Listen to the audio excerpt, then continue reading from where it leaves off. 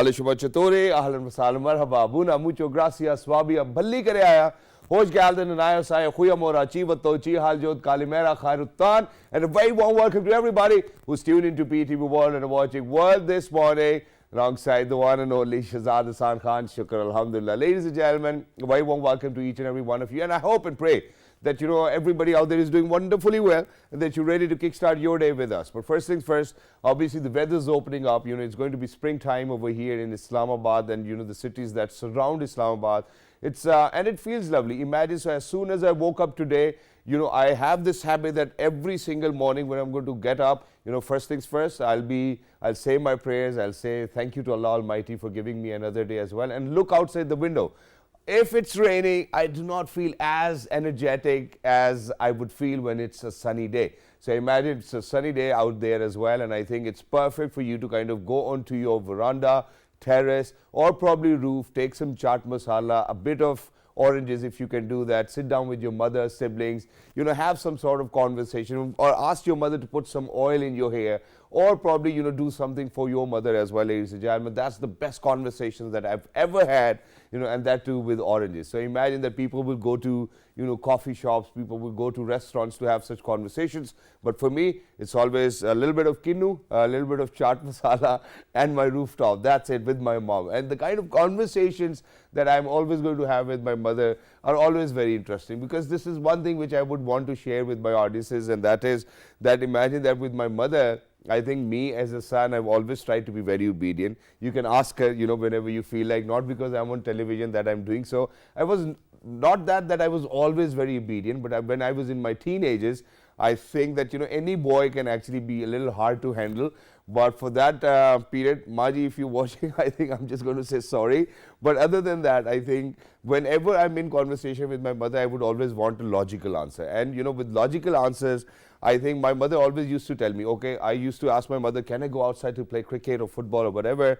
And she's like, no, you cannot go. And I'm like, okay, the debate was always about, you cannot go. And I was like, why? And then she would say, main kehta hai, or probably, I have said it, that's why you cannot go. And I would always look for those logical reasons, but there was a time in my life when I realized, if my mother is saying something, or my father is saying something, the only thing I need to realize is that they're talking about my benefit, or, that whatever, they might be thinking, which I cannot understand at that point of time, is something which is going to benefit me. So, ladies and gentlemen, the only thing that I'm going to talk about over here today is always please make sure, because there's a maxim in Urdu, or there's a kahawat in Urdu which says ba adab ba naseeb. I'm not going to complete it because I do not want to say the negative aspect of it as well. So always, ladies and gentlemen, please make sure that wherever you are, I have seen a lot of people becoming successful just because of the fact that they were really very obedient to their parents. And all you need to do over here in this world is, ladies and gentlemen, please be obedient. Please make sure that you are there for them, when they're growing older, because what you really need to realize is that when you become a parent,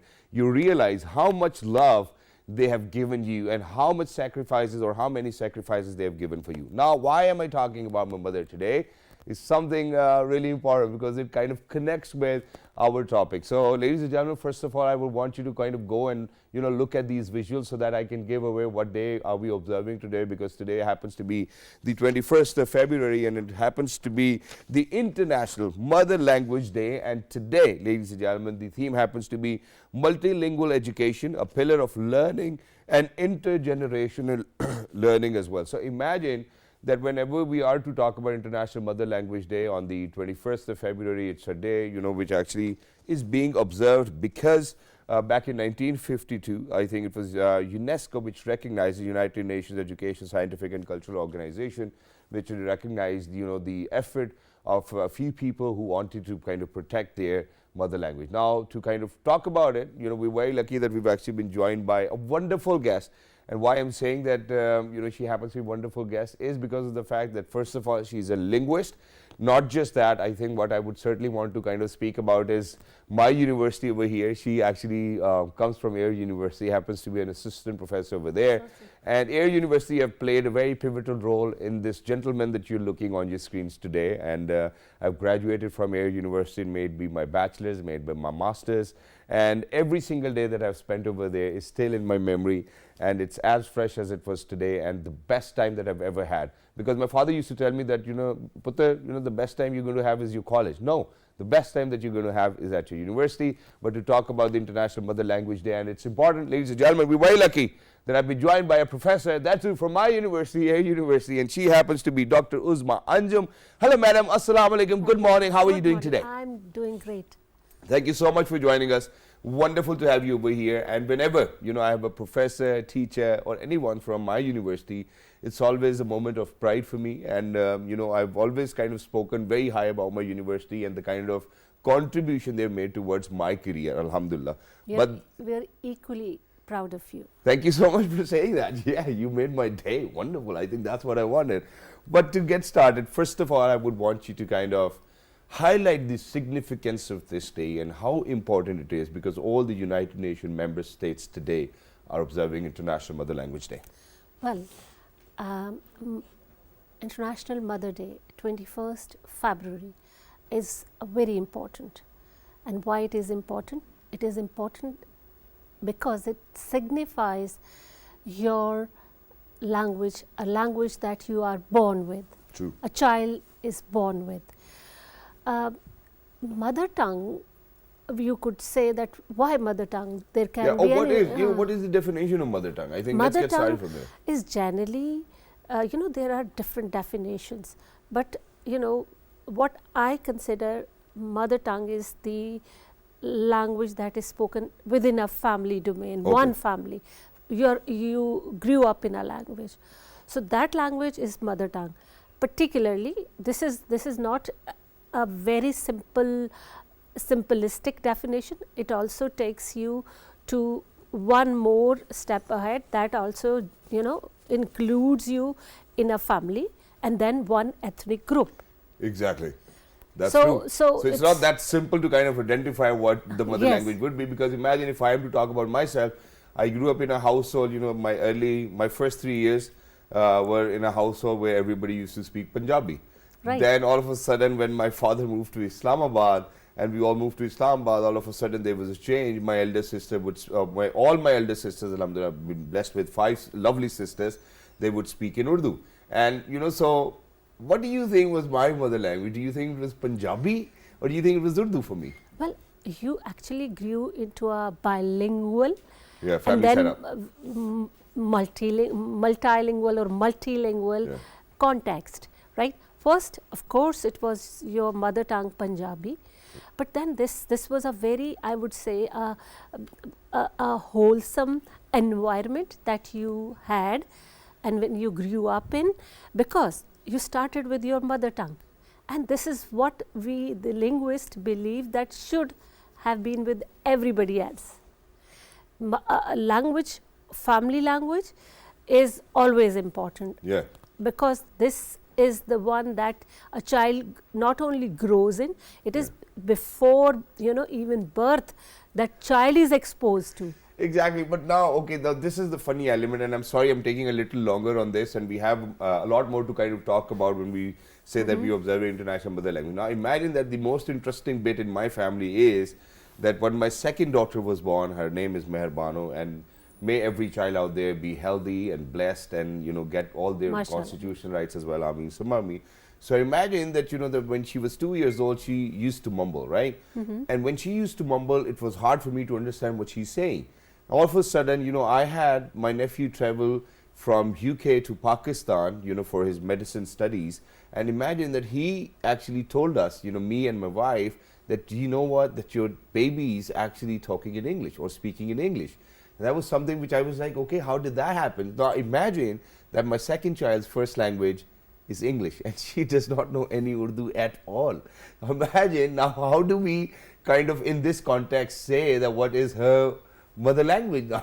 Because she's not even, because her mother wasn't speaking English. Well, yeah. This is very complicated. Yeah.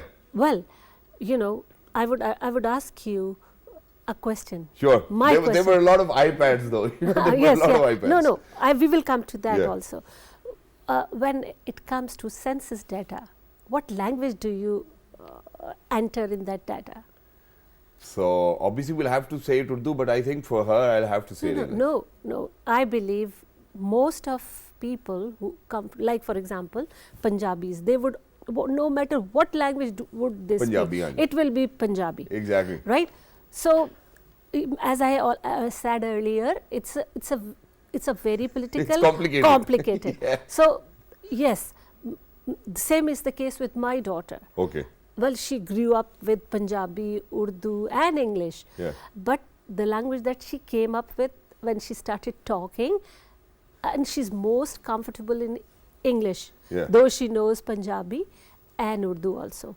But the most, I would say, the proficiency level is concerned, it's the English language. Exactly. So, but then still, because this is not, as I earlier said, the reference that you have given about the movement, which was about a language protection of a mother tongue. Yep. It was a political movement. Yep. So, as we said, that it's a very complex issue. So, even if you speak a language, like for example, I grew up, though I have, in my first 3 years, I was speaking a language, Pahari language, but then when I went to school, I started speaking, I switched to Urdu. Yeah, yeah. And the teachers that we had in, I grew up in Islamabad, most of the teachers were Urdu speaking teachers. But then I still, being a linguist, I realized that the structures that I have, though no matter what language I speak, Yeah. They are the structure of my first language. Or Right? yeah. So, you build up on that. whatever your child yeah. speaks, Wonderful. the basic data comes from the Early years. early years. Yeah, yeah. Thank you so much for saying that. That was beautifully put. And now continuing, so imagine I'll take you to, I think I'm going to just take off right now as well, because we were talking about international mother languages. Now imagine that from 2023 till 2032, it is being said that it's going to be the decade of indigenous languages. Why do you think it is being said so far, and that too about indigenous languages as well? Why? Do you think that that there will be some languages which are going to get extinct, and if they do, what's going to happen? Well, it started with 2019. Okay. 2019 was declared the year by UNESCO, the year of indigenous languages. True. And it has been already, things were in the pipeline, and the international community, the international bodies, linguists, and many other people who are into culture and ethnic movements, they had their concern about extinction of different languages. True. For example, one of very eminent linguist, David Crystal, I think he published in 2010, he believed that by the advent of your next century, almost 50% of your languages will go away. Of the world, I'm talking. All right. So that has been happening, century that over is century? happening already. Yeah. And there are many factors. True. There are many factors. But then, okay, coming to this language, you have discussed this 10 years. Yeah. So, since that has been already in the pipeline and people were talking and the concerns were there, so this 10 years, it has been declared as the 10 years for indigenous languages. So, why? Yeah, what is the concern here? All right. So, why, there is a framework, basic framework given by UNESCO, which we all know is the scale for language vitality. So, what is this scale for language vitality? It is based on one basic, a few basic guidelines. The first important thing is what makes a language dead, or how a language dies. So, the first thing is that when a language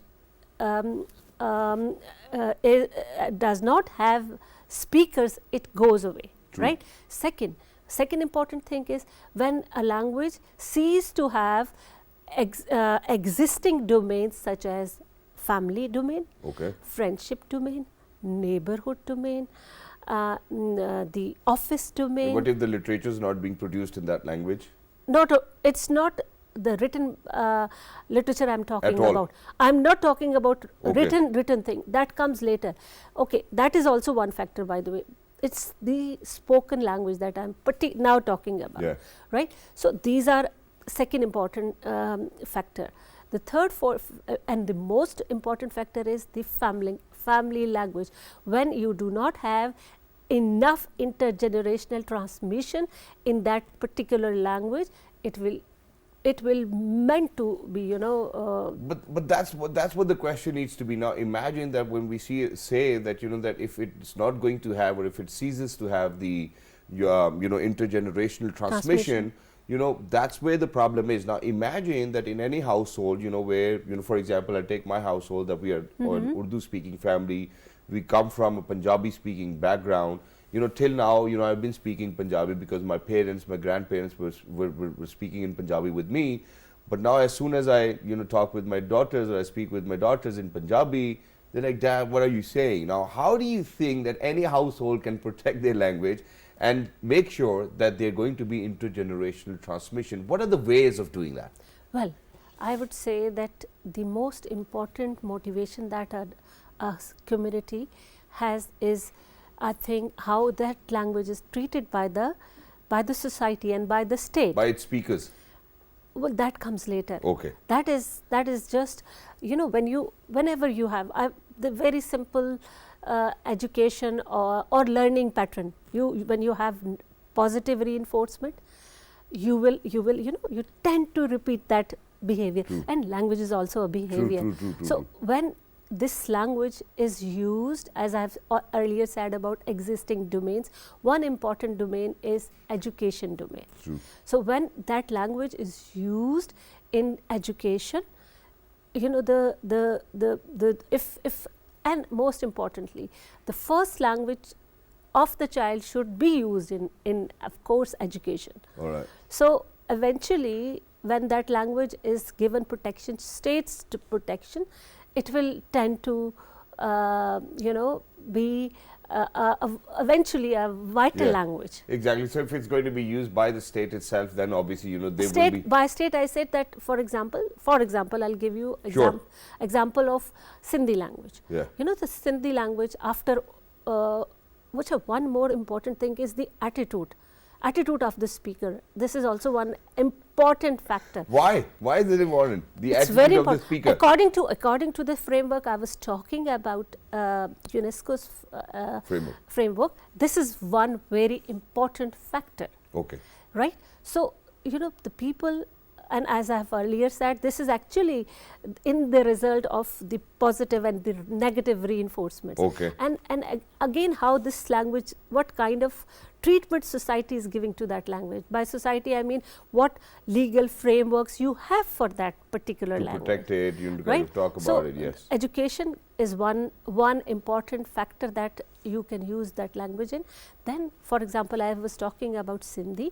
You know, Sindhi has been used for years and years. It has been used in your education, True. in police stations, and in the district education. And for every Sindhi that you're going to come across, you know, or probably any Pashtun that you're going to come across, you know, they would always make sure that whenever they're going to come across a Pashtun, they'll speak in Pashto, you know, because that's the attitude, you know. So whenever you're going to come across a Sindhi, they will always be speaking Sindhi, and that's how I've learned Sindhi a little bit as well.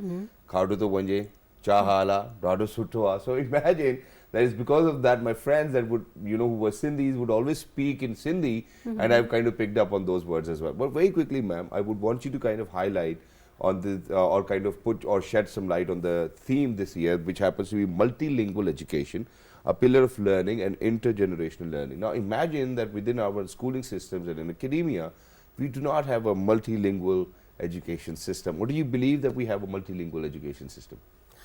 Well, not to my Really? knowledge, Yeah. but then you know, multilingual education has been practiced in one of our province. You see, this is KPK. Yeah. Back in 2011, the then government, that was I think ANP government, they passed a bill, and they for that bill was meant to introduce the multilingual education model, and they started with 5 languages. But then the next government, now it is taught till grade 5. They wanted to have it till grade 8. And this will help us, by the way, you know, for all of those languages which are getting extinct, this will help us having multilingual education. Well, this is not only about, you know, why would we save these languages? Yeah, because they come with a lot of culture and heritage, and that needs to be celebrated. True. Not only this culture and the cultural heritage you are talking about is to be celebrated for the sake of celebration. No, there are very important reasons for that. For example, the languages, when one language goes, not only that language goes, a whole system of the wisdom also goes. True. And that includes, like for example, you know, there are, for example, a language that is spoken far-flung area, mountainous area, and these, I'm just giving an example. Yeah, sure. And particularly those regions are famous for certain herbs which are used to cure certain problems, health problems, illnesses. And what happens when that language goes away?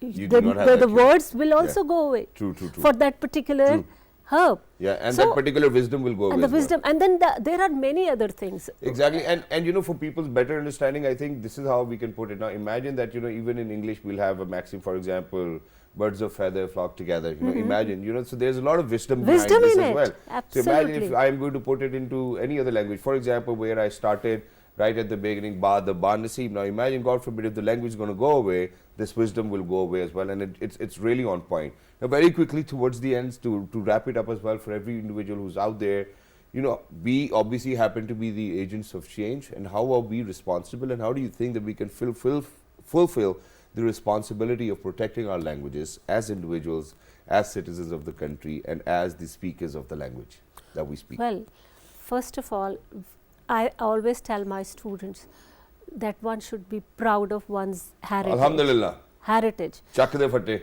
Absolutely. Yeah.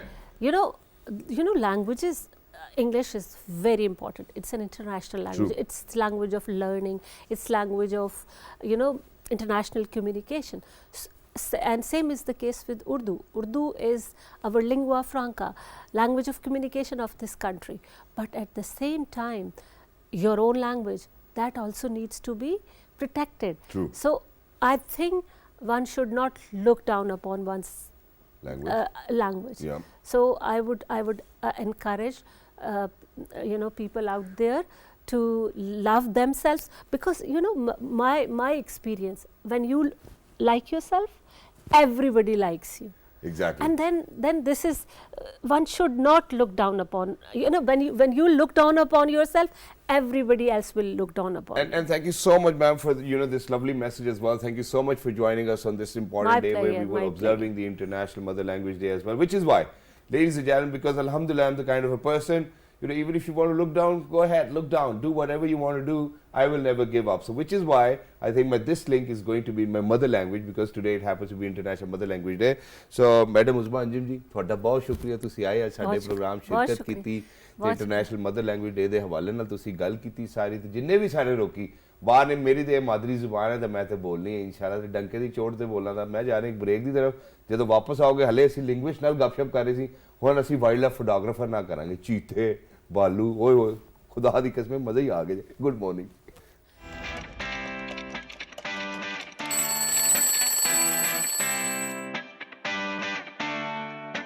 Thank you so much for staying tuned, and for everybody who's out there, ladies and gentlemen, you're in for a treat. And imagine that it's rare occasions that you would come across people who are going to influence you, not just influence you, inspire you to be who you want to be in your life. Now imagine that somebody who went to NCA back in 1987, then went to Oxford for, you know, masters in landscape, all of a sudden, while being at Oxford Brookes, ladies and gentlemen, picked up on photography. And when we speak of photography, you know, we're talking about wildlife photography over here. Imagine encountering all of those lions, you know, cheetahs, zebras, whatnot, and all of those birds as well. And, you know, it kept on progressing, and you really need to be kind of fit for that as well. So imagine that you're going to islands which are, you know, not filled with people. Imagine it's just wildlife out there as well. At the age of 60, I'm very sorry that I have to mention it, but imagine that the kind of courage you really need to possess to go out there and capture that with the lens that you carry. Now, ladies and gentlemen, to introduce this wonderful, the most amazing guest that I'm going to come across today, and I would certainly want people in 47 different countries to kind of see her work. Ladies and gentlemen, I'm very lucky that I've been joined by a wild photographer, and we know her as Sha Sab. Hello, assalamu alaikum. Good morning, madam. How are you? Assalamu alaikum, Sha Sab. That was the best intro. Thank you so much. Thank you so much for joining us. that. And you know, while I was looking at these pictures, I was like, yeah, you know, what goes on in your mind? I mean, you know, when you're capturing these images, you know, for a second, I will think, man, what if they come towards me? So we'll move towards that. But from national, when College we talk of about Arts, NCA, then you went to Oxford, you know, Masters in Landscape, and then, you know, all of a sudden, 2008, you pick up photography. You went out, first it was birds, then you convert to cheetahs and lions and whatnot. How did that happen? Let's go through that quickly. It happened by fluke, actually. Okay. So photography was a compulsory subject when I was doing landscape design. Yep. Basically, it was garden photography for your clients. I picked up the camera and then I started taking pictures. Other than gardens, it started flowers, landscape, moon. I got fixed on the moon. You're fascinated with it. You fancy the moon, I right? think I'm still in love with it. That's another genre where I work. Every day I take pictures of the moon. Wow. And then I traveled a lot for my landscape photography to different islands, and there I got interested in birds. Yeah. And so I start taking birds, and then you get so many birds, then you want to move on another step. So it was mammals, and then moved to different locations. It was Africa. So and I'm in love with Africa. So every time you think of a place, you're going to a place where you really can use your camera and the lens, it's Africa most of the times. Yeah, that's where you get action. That's where you get action, and that's exactly very essential for the kind of photography you do. Yeah. Now imagine that as a wildlife photographers, we've come across, you know, so many documentaries, and you know, where credit is due, it's due as well. You know, I would certainly want to give credit to National Geographic for that, you know, for kind of bringing to our lives, you know, such amazing scenes that we might not have witnessed ever in our lives. So true. So how was the learning curve for you, you know, from birds, you know, from first of all garden photography to birds and from birds to mammals? And do you think that whenever that transition was taking place in your life, the equipment needs to be replaced, you know, new equipment needs to come in, a lot of investment needs to come in, yes, a lot of fitness needs to come in? Yes, I train every day, heavy weights. Okay. I have to do heavy weights because my backpack without all the equipment, basic, is 17 kg. Every single day you're carrying it? I am carrying 17 kg. What is in It's see, the thing is I work with 3 camera bodies. Okay. And I've got to have 3 lenses. There's no time when you're doing wildlife, there's no time to change a lens. True. It's like doing a surgery. You know, you drop one, pick one, drop one, pick one, this lens, that lens. You have to be very active mentally and physically. So the body has to be active and physically fit to have all that with you. But doesn't it get tiring for you too as well? Because for anybody it would. Imagine I've seen people, you know, staying at the same similar position within, you know, whatever camouflage that they have, you know, put up, you know, and I've seen those people, you know, lying down there for 48 hours, 72 hours, and it keeps on going. Yeah, it keeps for that one particular click, is it worth it? It is worth it. You have to see my photographs. Yeah, we're sharing them, by the way, with our audiences while we're talking. Planks are very important for me to be in a plank position, because many times you're on the ground with under your camouflage on your elbows, and it can take minutes, and then minutes turn into hours, and you have to be in that position. True. So you've got to be, your back has to be very strong, your neck has to be strong, your arms, you know, so it's very important along with the lenses and equipment. Exactly. And do you have like a team? There are other people who help you out there as well? No, we go as friends, groups, and then there are photographers. We come together. I do moon photography, and when I do moon photography, doesn't mean the moon in the sky, because afterwards moon is boring. It's got to be something going on with the moon, planes, helicopters, buildings. So then I just announce I'll be there with doing moon, then people just come in. Or birds and everything. Or flying birds, but mostly I like plains. And people go to Balochistan for that Yes. type of photography. Yeah, Have you been to yeah, Balochistan? not yet. All Not right, yet. but you're planning I to do have. that. I would love to go to the northern. I have tried 3 times, and every time the weather just closes in. But there's one place which is called in UK. I've tried 3 times to go to that island. It takes 22 hours journey. Really? In Yeah, UK? St Kilda. From Pakistan? No, from UK, from London. UK? Yeah, I didn't knew it's- that UK yeah. is too big. No, because it's you have to take a ferry, you have to change ferries, you have to take a train, then you have to take a small boat 4 hours to reach to that island. It's called St Kilda, My and God. just for the puffins. Yeah, and I read it. That, you know, yeah. that the profile that you've shared with us, and we're sharing pictures Yeah. continuously. So you know, it might be the case as well. So imagine that, you know, as a lot of young kids would actually come up to me and be like, you know, we would want to host, you know, if they've seen my work. So when Yeah. people see your work, how do they respond? And what is very overwhelming for you? And what is that one thing which you are like, yeah, you know, they should have said that? No, there's no such thing that Okay, wonderful. but what I love that when anybody comes, I part with knowledge. Usually I've seen photographers don't give you the location.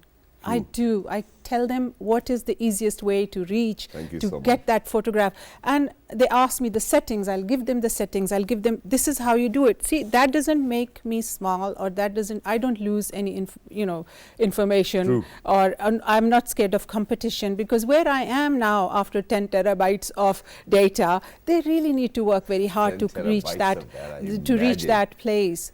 And yeah, so anyway, on Instagram I get kids ask me how you do it, and I give them the information on the equipment, settings, how to do it. And I had trouble when I started that. I would ask people to, how did you, they would not tell me.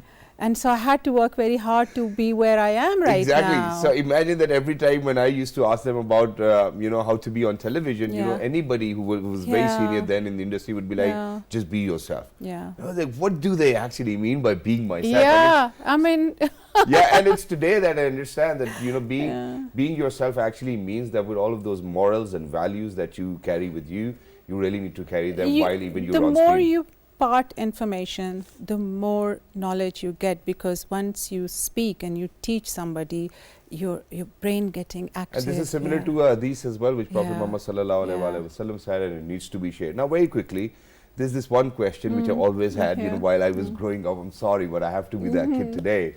So imagine what I used to think was that, you know, that all of these videographers, you know, photographers are there.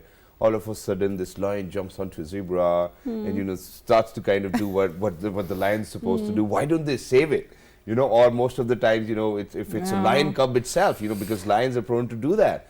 And I'm like, yeah, why don't they save the cub? Yeah, at least save the cub, you know. And I do understand that it's an entire process. Don't so, interfere in nature. yeah, so you don't do No. that. Whatever's But going on, the let it go on. the first hunt I photographed, I was crying Okay. and taking pictures. Really? Yeah, I mean that was 10 minutes before that hunt. I was taking picture of this gazelle and the baby, and I'm happily suckling, and then a cheetah appeared and took the baby. That's it, gone. Yeah. And then I saw it kill the baby and then teach the cubs how to kill. The whole game happened in front. And I'm saying, run, run, run. But, you know, just their process, yeah, right? that's how it is done. And that's how it is. So no That's matter how it how is. bad you feel about it, that's how it is. You do Yeah. not interfere with nature. No. I mean, even with people or countries, you know, who are responsible for climate change, ladies and gentlemen, that's a message for you too. You do not interfere with nature. Don't do nature. that ever. Okay. No. So this is one thing which Yeah. is sorted. I don't know whether if I can absorb it or not, but that's fine. But have you ever had such a wild encounter to yourself as well?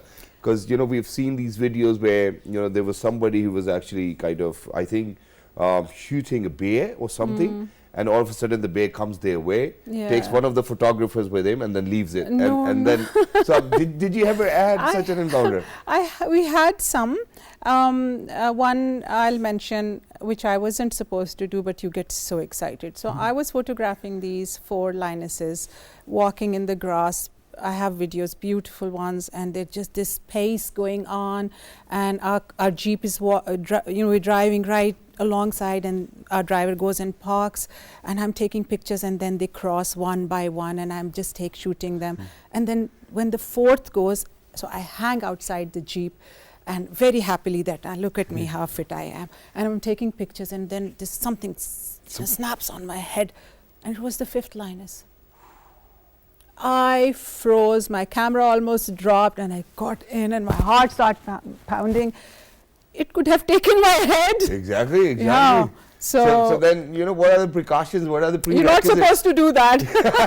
Yeah, never hang outside the Jeep. No, Stay within the no, premises of the Jeep or wherever you are. So, you have to be very careful. Usually it doesn't happen, but it can happen. It can happen. There might be a lot of experts around you, but on any given day. No, accidents do happen, and they're animals. They can do anything. Which is why, the sole reason why I asked you this question was that there was this day when I actually appeared on television, and I said that that this culture of domesticating these big cats is actually something which I'm not going to support, and any single day.